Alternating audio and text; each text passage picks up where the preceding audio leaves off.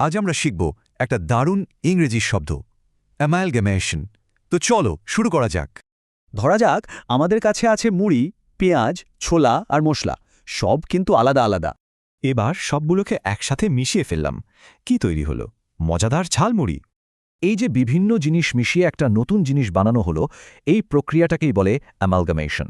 তার মানে ঝালমুড়ি হচ্ছে অনেক কিছুর একটা অ্যামালগামেশন। আচ্ছা, এবার একটা গল্প দিয়ে ব্যাপারটা বুঝি।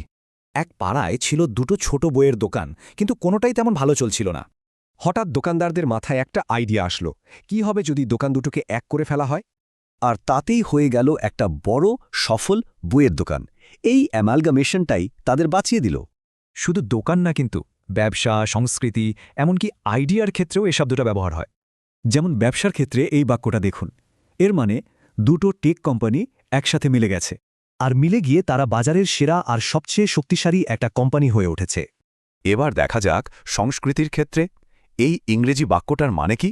মানে একটা শহরের সংস্কৃতি আসলে অনেক জায়গার মানুষের সংস্কৃতির মিশ্রণ। শেষ উদাহরণটা হলো আইডিয়া বা ধারণা নিয়ে।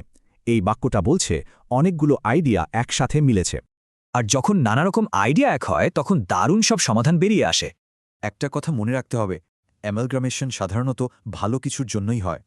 তাহলে সোজা কথায় অ্যামালগামেশন মানে হলো কয়েকটা জিনিস মিলেমিশে একটা নতুন শক্তিশালী জিনিস তৈরি হওয়া। এবার একটু ভাবুন তো, আমাদের চারপাশে এমন অ্যামালগামেশনের আর কি উদাহরণ আছে?